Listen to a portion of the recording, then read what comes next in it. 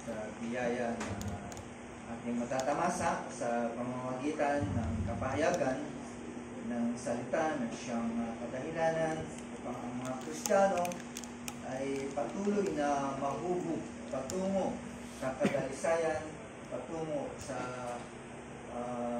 pag-abot kung saan ang ating Panginoon Kristo ay ating pangunahing kadahilanan.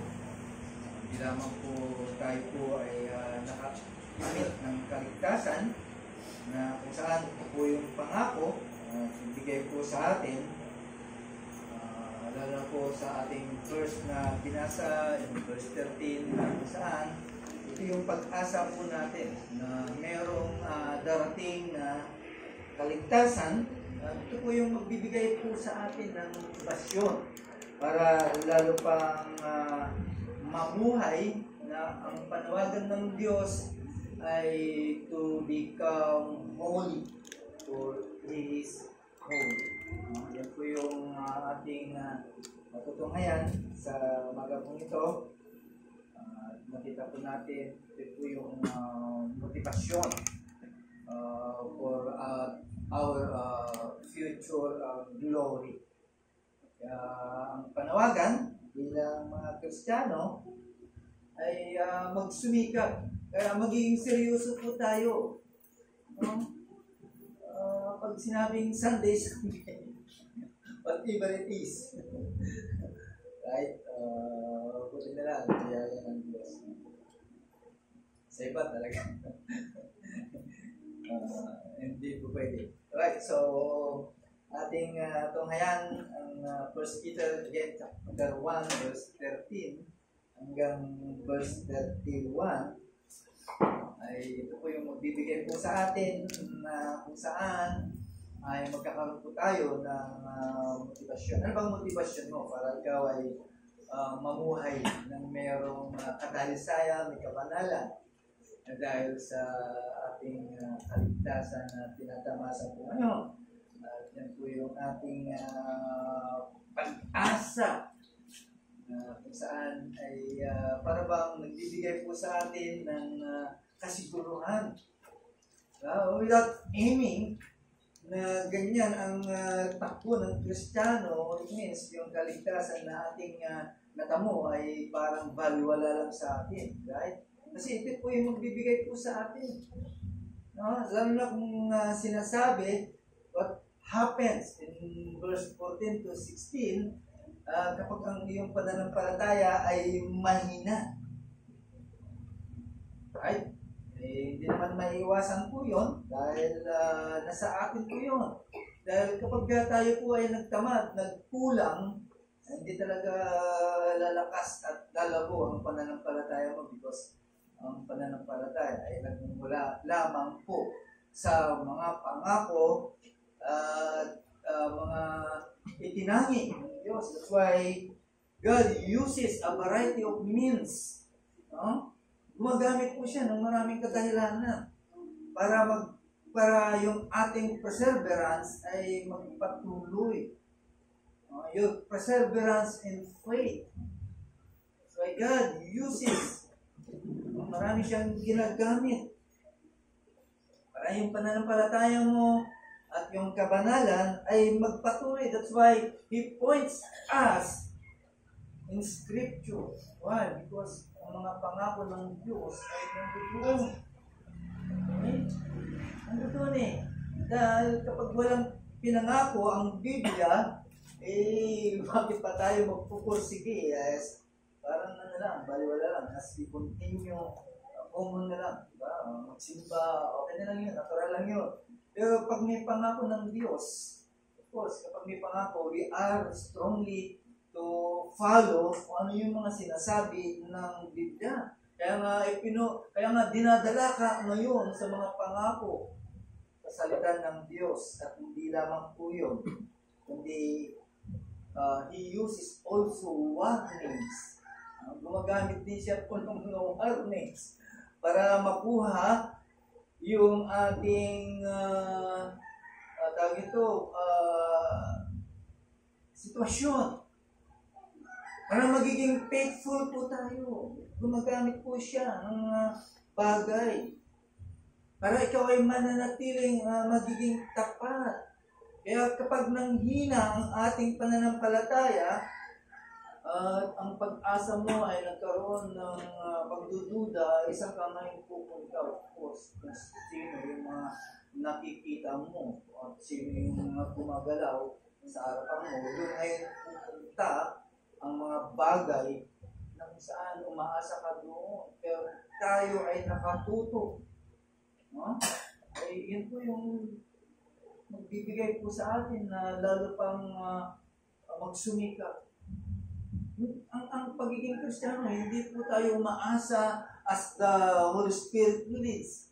Meron po tayong responsibilidad. Binigay na lahat ng Diyos po yan. Nasa iyo na, kung i-utilize mo yan, it's up to you. Diba? Kaya pag tayo ay talagang magsusumikap, ay ganun talaga mangyayari. But again, kapag nangyari po yan, at nagkaroon ka ng pagdududa, again, balikan mo and try to meditate again kung ano yung magiging consequences noon ng kasalanan. Diba? Alam naman natin yung consequences ng kasalanan. Okay? Nabigyan ng solusyon, alang-alang sa aking Panginoon sa Kristo, pero nakita po natin, kung nagkaroon ng pagbabago ng pananampalataya po natin, nagkaroon tayo ng pagdududa sa ating mga pag-asa, sino kung magiging sakit. Try to meditate and try to meditate the God's judgment na darating. Diba? Kaya nga tayo ay tinatawag in verse 14, we are called. In verse 17. Right? We are called to call God as your Father. Kanina, ang sarap pakinggan.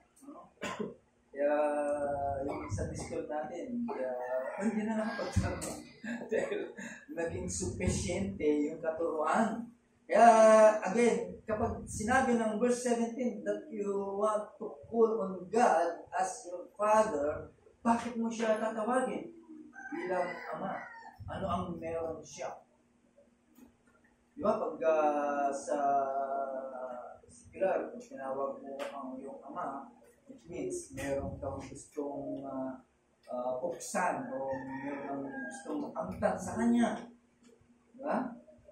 Either sasagot siya o hindi, pero alam niya kung ano yung gusto mo. Ngayon, bakit sinabi po dito that if you call God as Father, ibig lang sabihin ni Peter, we have to remember yung character ng Diyos. We have to reflect His character.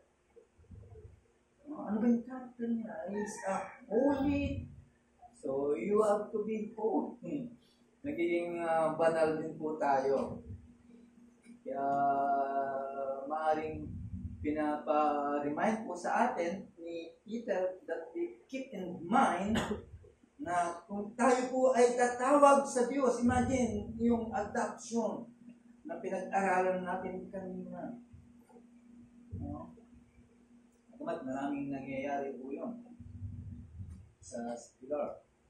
Pag na-adapt lahat ng mga opportunidad, lahat ng mga benefits o mga beneficiary, ibinibigay. Lang na ang Diyos kapag tayo ay tinawag. At tandaan din po natin, hindi lamang yung Diyos ang kanyang karakter, but we have to consider also that He is a God of judgment. Diba? Siya din ng Diyos kung saan ay magpaparusa po siya. Tandaan po natin, hindi po yun magpaparusa impartial. No? Talagang wala po siyang titignan o walang palakasan. Hindi titignan kung kung ano ang yung mga gawin ng kanyang mga anak. So, He will judge according to our deeds. Bagamat wala na sa atin yung judgment ng mapunta ka sa dagat-dagatang apoy, pero still, there is a judgment na darating sa bawat isa po sa atin. Hindi na judgment para ikaw ay mapunta pa sa impyerno. According to our deeds. So, ganon, pagbabayaran din na rin po natin po yun because we will give an account. Every believer. Kaya lahat ng mga sinabi mo, lahat ng mga gawin mo, ay pananagutan mo yan. Bilang Kristiyano. Kaya mahigpit yung panawagan na tayo ay mamuhay nang meron kabanalan.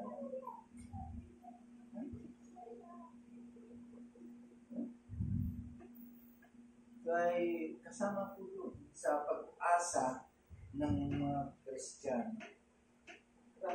Bagamat tayo po ay naghihintay ng consummation o glorification, pero bakit? Although tayo po ay saved by grace, no? Ay karapatan ba natin na gumawa ng mga bagay na hindi nakakaaya sa harapan ng Panginoon? So, it's a mark also for a Christian na talagang gumagawa po sila, gumagawa po tayo ng kabutihan. Kasi isa po yan na ebidensya kung saan ay we are fully free pagdating ng judgment. No? Kasi kapag meron mga bagay, mahalin po, ano kaya mangyayari sa akin? No? Ano kaya ang kaparusahan na ibibigay po sa akin? So, Peter want us to be behave as we nandito pa tayo sa ating exile. Exile is nandito tayo sa mundong ito. No? Tawag sa atin exile.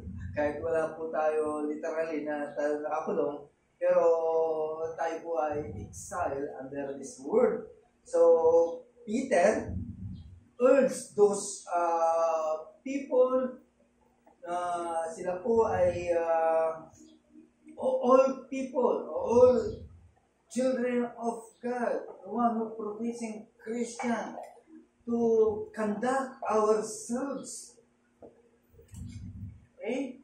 Kaya magiging fair lahat ang bagay na gagawin po natin habang tayo po ay nandito. Right? Kasi ito yung magiging basihan. It's the final verdict ay ebidensya ng buhay ng bawat isang kasama. Kaya nga concern si Peter sa kanyang mambabasa is a concern. Is concern na mamuhay tayo habang tayo po ay nandito sa babaw ng Panginoon. Okay? Umakat po tayo ng merong kabanalan. Si Peter, binanggit din po dito that and also winarningan po tayo about God's coming judgment. No? Hindi lamang po yun, ay binibigyan din tayo ng exhortation to fear God. Okay? Though ang ating kaligtasan ay through by grace alone, alam ni Peter na ito po ay mangyayari. Kasi alam niya, ang kanyang mga mababasa, that something somehow na ang view nila sa Diyos, katulad nga, ang Diyos naman natin, ngayon, pagmamahal na lang, ang gagawad sa atin. Hindi. No? Nandun pa rin yung judgment na nakalaan sa mga gumagawa ng hindi kaya po sa kanya. Kasi sometimes ang view ng mga Kristiyano, na naging Kristiyano na, ay hindi na nila iisipin na Hindi ka nakakastigunin ng Diyos. Hindi ka na i-disiplina ng Diyos. Kaya ang view nila ay ang doon nila. Sabihin, wala nang discipline sa isang Kristiyano. Kaya ganun ang turing ni John. Right? Kasi ang Diyos naman natin, He is a saving God. That's why hindi lamang siya saving God, kundi siya ay judging God din. No? Kaya dapat makita po nila yun. Hindi lamang ang Diyos ay mapagmahal, kundi siya din ay Diyos ng magagalitin. Lalo na pagkasamahan. Okay? So He can save because He is the ruling God. Huh? Kaya nasa Kanya ngayon ang mga bagay na gusto niyang gawin. Dapat ang mga mananampalataya ay mag-enjoy ka sa pagsunod o sa pagmamahal mo sa Diyos. Okay? Paano mo ma-enjoy ang pagmamahal na ito kung wala ka namang fear? Right? Pangunahin ko. Yun po yung nais ni Peter. Kaya pag-uusapan po natin yung fear of God. Kasi ito yung magbibigay po sa atin. Bagamat yung fear of God is common na lang sa Scripture, even na sa Old Testament, ay ginagawa po yan. Kaya lang, sa ating kapanahunan, ay mayroong misunderstanding. And many Christians misunderstood about the fear of God. No? Nakakala nila lightly lang yung ganung bagay. Kaya hindi na natatakot ang mga Kristiyano. Dahil mapagpatawad naman ng Diyos, kaya okay lang. Kaya ang tingin nila sa mga bagay na against sa Diyos ay lightly. Kaya nagagawa nila po yun. Nagagawa po natin po yun. Kapag ang turing po natin ay mababa lang o magaan lang, ay mananagot ka. So we have to understand, okay, na yung kanyang revealed character is fullness of His character. Hindi lamang Diyos ang mapagmahal o mapagmahal ang ikaw ay makasalanan. Dahil kung wala po yun, eh, nasa iyo yung kanyang harap. Diba? Tatamasahin mo yun hanggat nabubuhay ka. Because ikaw ay nagligtas niya, ka na, ay nakita mo yung pagmamahal po niya. So Peter reminds us that God who is holy will judge sin. Right? Kaya kapag ikaw ay nakagawa ng kasalanan against infinitely holy God, requires also an infinite punishment. Okay? Kaya yung mga tao na nananatili na ayaw kay Kristo, they will suffer the infinite judgment of God. Pero to us, ay wala tayo dyan. Malaya na po tayo. Ang trabaho na lang natin is to live a holy life.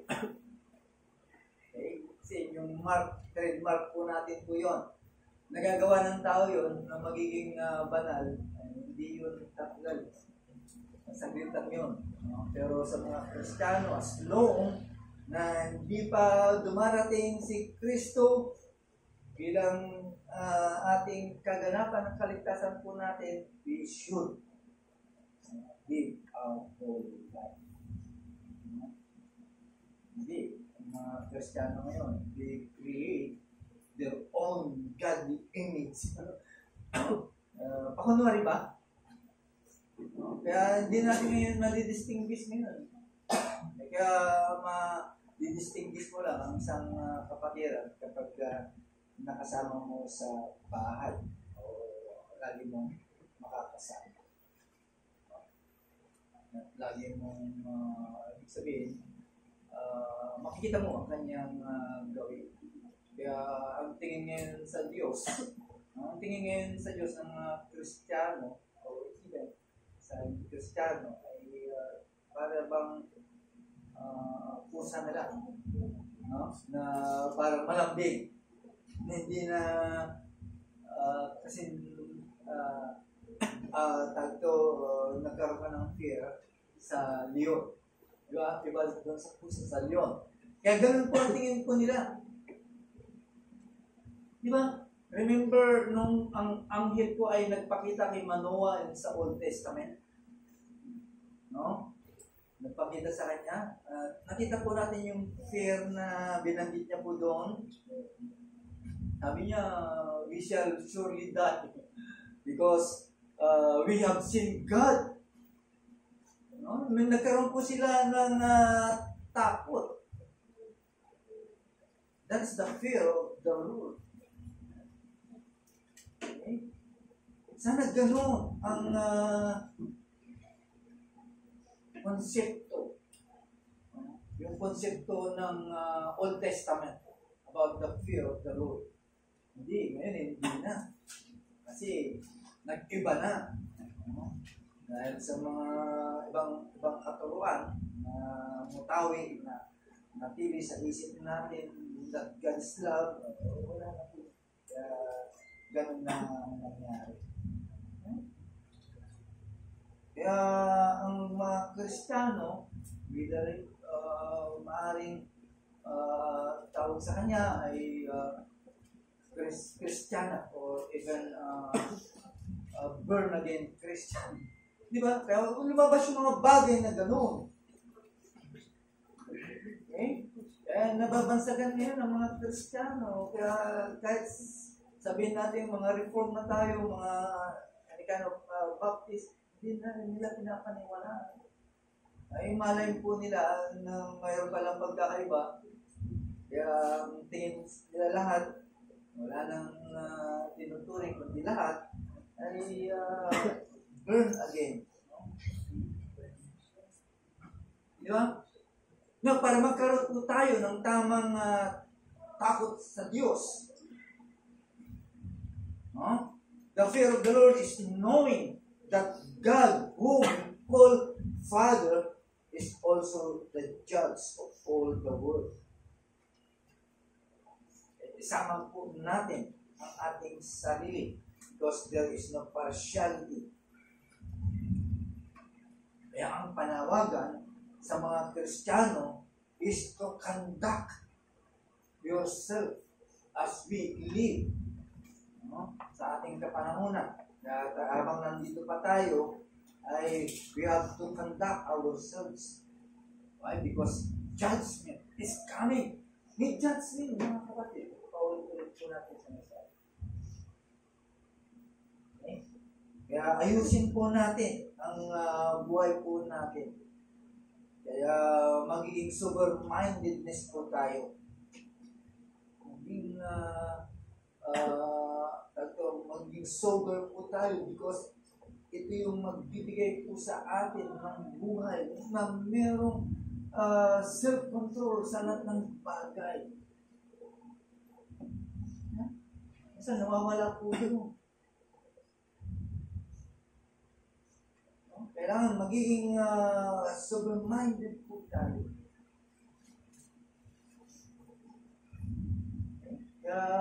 Again, Peter reminding us that there is a God of judgment. Kaya isa rin itong kadalilanan o isa rin itong paraan na kapag gusto mong magkaroon ng talagang tunay na takot sa Diyos in pursuing holiness or our sanctification, kailangan makita po natin na hindi lang ang Diyos ay nagliligtas, kundi siya din ay nagpaparusa. Kaya kapag dumating yung time o panahon na ang pananampalataya mo ay nag-deplete o kaya nagbago o lumabnaw, or feeding. Okay? At you are tempted, okay, na ikaw ay bumalik ulit sa dati. And sinasabi ng verse 14, the ignorance, the passion of your former ignorance. Okay? Ay magbibigay po sa atin ng paalala.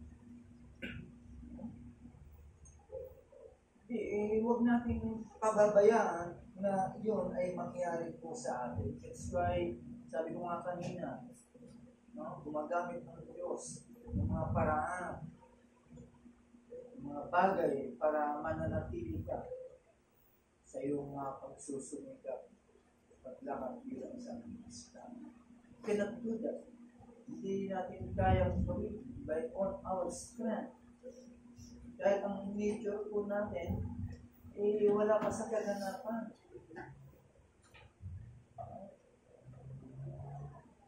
Anong gagawin po ng mga Kristiyano? Samantala, ibinigay na lahat ng Diyos ang means para makausad at makabumpun po tayo bilang mga Kristiyano. Hindi tayo dapat na-stuck sa mga bagay. Mga Kristiyano ngayon, talagang simple na lang. Wala nang pagsusumikap. Okay? Kaya nga paulit-ulit na sinasabi ni Peter that there is a coming judgment. Ay ito, tandaan ko natin mga kapatid. It will promote. No? Magpupromote po sa atin ng perseverance. Whenever merong kahirapan o even a hard life or even very hard to believe God's promises. Dumarating po ito na tayo po ay nahihirapan maniwala sa mga pangako ng Diyos. But again, every time na sabi sa isipan po natin that God will judge, ay magbibigay po sa atin po ito ng paalala to persevere. No? Kahit mahirap mga bagay na ating nagnahan. Okay?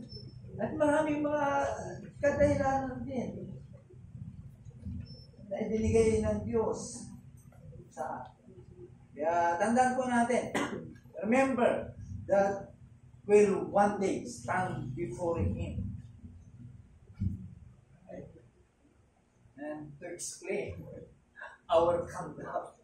Mangyayari ba yun? Of course, mangyayari ba yun? Ano bang ginawa mo? Kaya nga, pansinin po ninyo, may mga Kristiyano na darating ng Panginoon. Every time na dinotoro po natin po yun. May mga Kristiyano na ayaw pang dumating. No?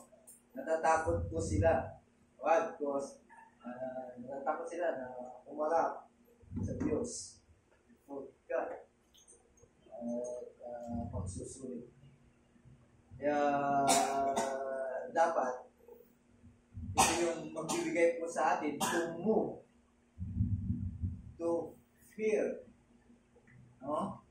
the Lord and persevere in faithfulness. Okay? Even in our area of life, ay saan ay matatagpuan natin na talagang napakahirap sumunod sa Diyos. Okay? Kaya yung magbibigay po sa atin ng motibasyon ng mamuhay ng merong kabanalan, of course, balikan po ngayon natin yung ating redemption. Kung ano po ang nangyari. Okay? Ano kaya ang nangyari? Ano kaya ang ginawa ng Diyos sa akin, sa kabila ng aking kinasasadlakan, mga kasalanan na hindi ako makaahon-ahon. During that time, ay wala kang pag-asa. Mabuti na lang, mayroong mga tapat na mga lingkod ng Diyos na ginamit upang ibigay at ipangaral ang magandang balita. Pwede natin balikan sa iyo. As we pursue, siyempre, yung judgment ng Diyos, of course, pwede rin natin balikan yung ating past redemption. Okay? At yun po ay pinaalala din po sa atin ni Peter kung saan, kung ano ang iyong kabayaran ng ating kaligtasan. Right? Kung babalikan po natin yung paglaya ng mga Israel sa Egypto, ito hindi. Mga paulit-ulit na binabalikan din sa kanila yun para hindi sila makalimot Diba? Diba? Nakalimot sila nung makatawid na sila. Hindi na nila binalikan yung kaganapan na nangyari sa kanilang alis po doon. Ngayon, para hindi ka maligaw, balikan mo rin yung nangyari sa iyo. Dahil din natin balikan. Dahil meron po tayo laging sakramen para balikan ng mga bagay na yun. Okay? Kaya balikan natin po yun. Dahil yan po ang magbibigay po sa atin. Sa kanila, binalikan po nila po yun. Kaya nagkaroon sa kanila ng patas. Sa atin din, naging tawag ito, sacrament, tawag ordinance. Galing, no? Ganun bagay para mga Kristiyano ay mananatili na tayo po ay makabalik. Balikan mo kung paano ka tinubos ng banal na dugo ni Kristo. Anong nangyari during that time? Paano ka tinubos?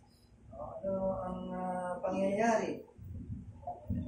Okay? At yan po ang magbibigay po sa atin na makabalik. Okay? Balikan po natin po yun, mga kapatid. Kung nais po natin mamuhay ng naayon sa kagustuhan po ng Diyos. That's why Peter wants to point us to trust the sacrifice that God has provided to you. Ibabalik po tayo po doon. Okay? Na hindi ka tinubos ng isang bagay na malulusaw. Hindi ka tinubos ng anumang bagay. O either silver or gold. Okay? Tinubos ka with the precious blood of Christ. Ayon sa sinasabi ng verse 18 to 19. Okay? Ito yung magbibigay ko sa ating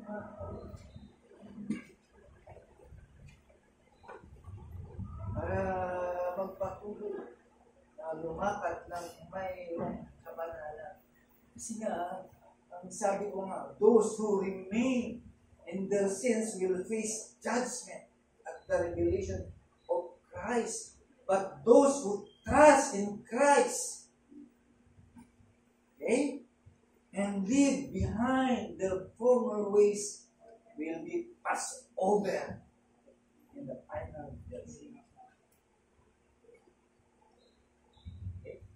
Because your sin, our sin, have been punished in Christ.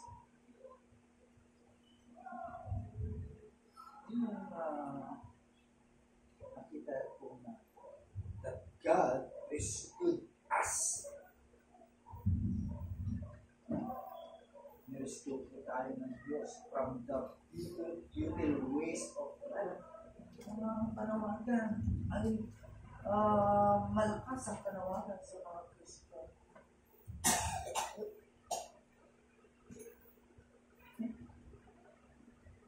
lakas na tayo po ay mamuhay ng bagong buhay as an obedient children of God. Hindi. Talagang ayaw. Okay? Dapat alalahanin po natin po yun because your sin was already judged. No? At yan po ay nahatulan na po yan sa ating Panginoon Kristo. So, again, consider the cost of your redemption. Isa lang ang alam po natin. Paano at ano ang kabayaran o katumbas ng iyong kaligtasan. At ito po ang magbibigay po sa atin to meditate, to pursue holiness life. Diba? Mula nung tayo naging Kristiyano, yan ang gusto natin, talagang lumakad ng merong kabanalan. Kaya lang, may mga bagay na talagang hindi maiwasan. Kasi nagpapaya ang Kristiyano. Hindi pwedeng magiging simpleng Kristiyano lang. Responsibilidad po natin. Pakainin ang iyong kaluluwa. Responsibilidad mo na huwag gutumin ang ating mga kaluluwa. Responsibilidad po natin na patabain ang ating mga kaluluwa. Hindi, ganun talaga. Hindi tayo makakakain sa buhay na gusto ng ating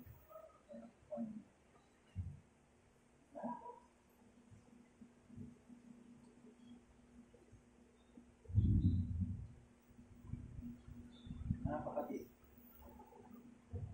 Tayo po ay tinatawagan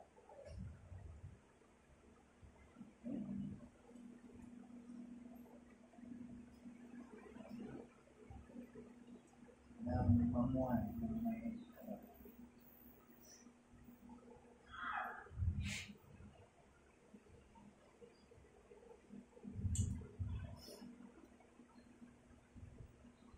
kaya, again, ang panawagan po ni Peter,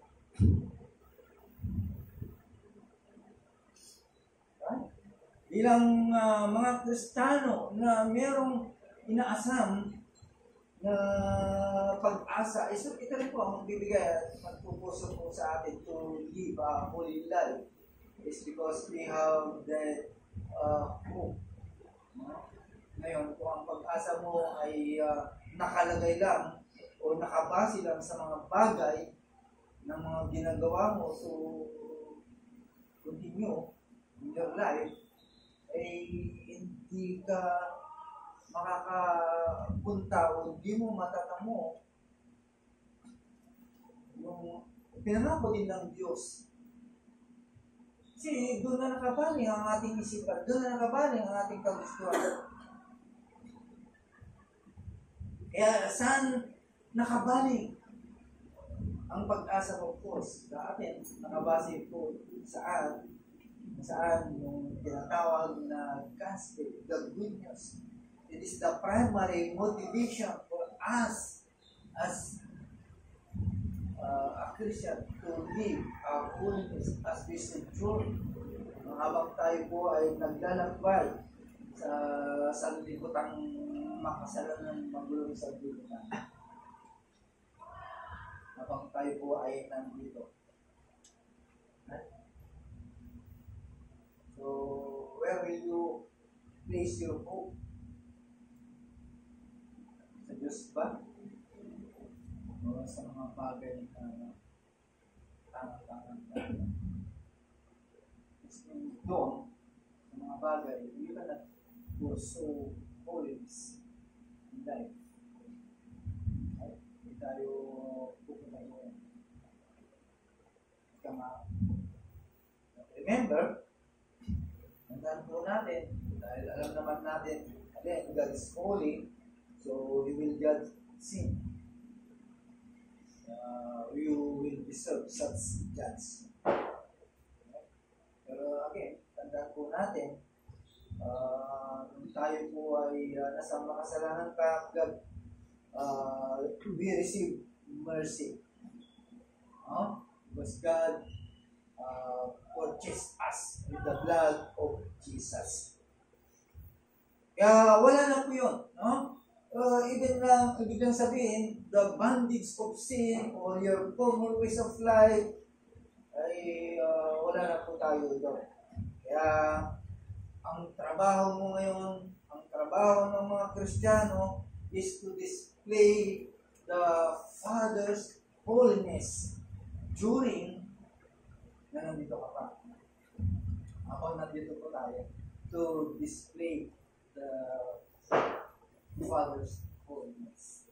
Yan ang trabaho po natin bilang Kristiyano.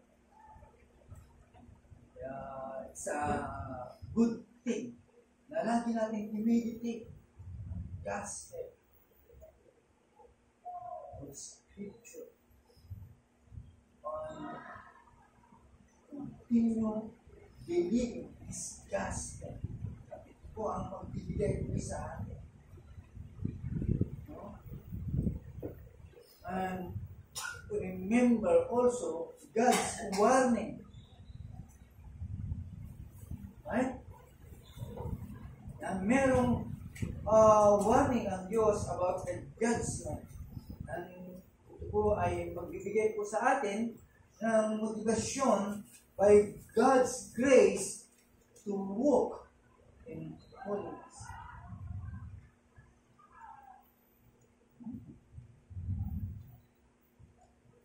To become more like Him, like our Lord Jesus Christ.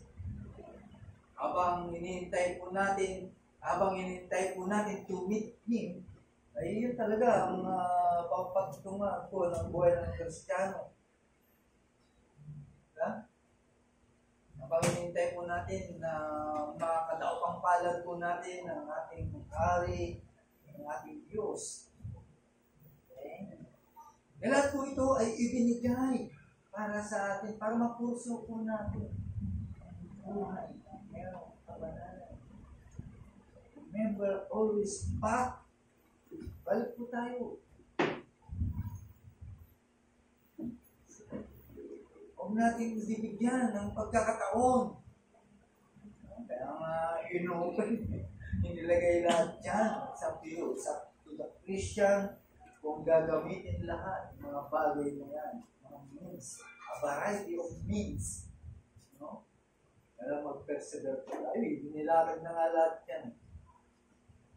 Yes.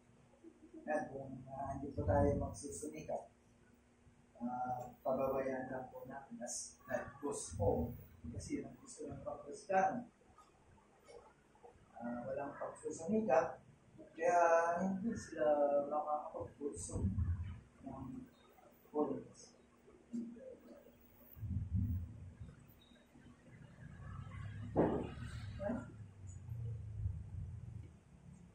Kaya for the sake of you, sabihin, alang-alang sa inyo, bilang mananampalataya sa Diyos,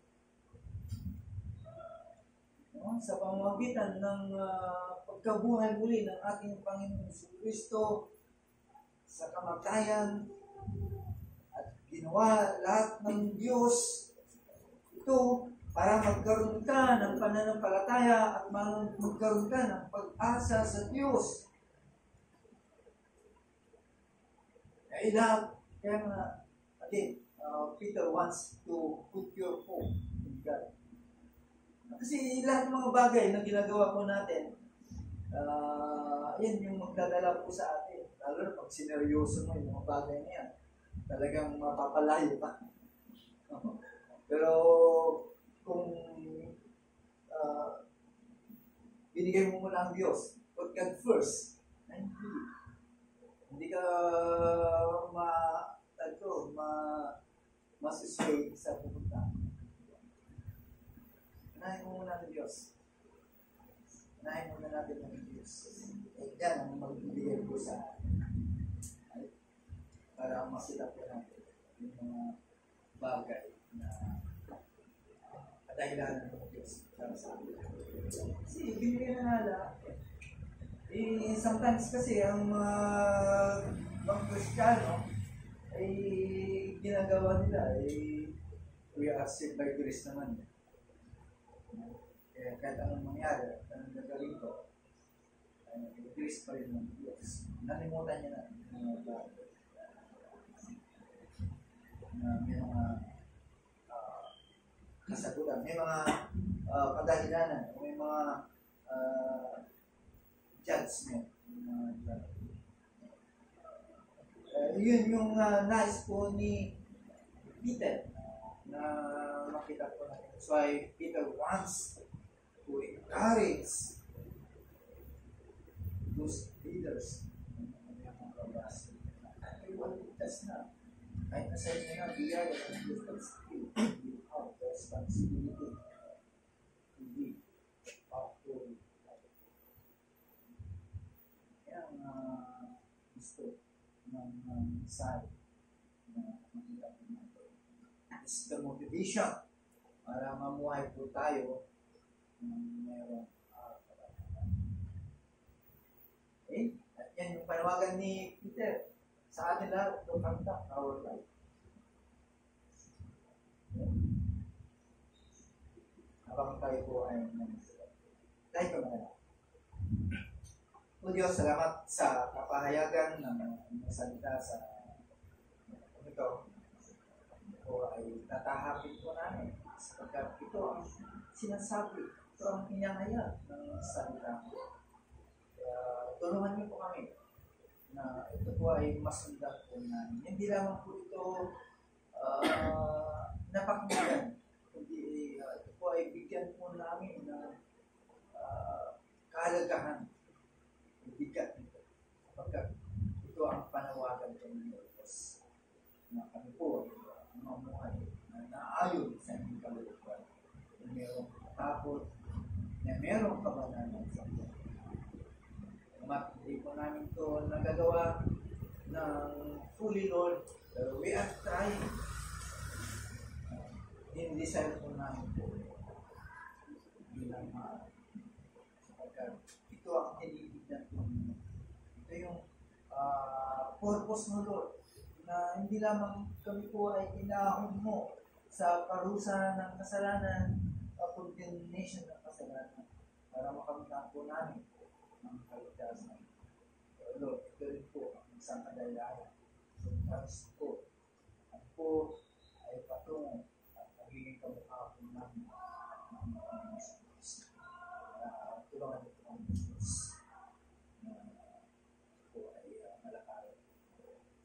Maraming salamat, Panginoon, sa pangalan ng Diyos.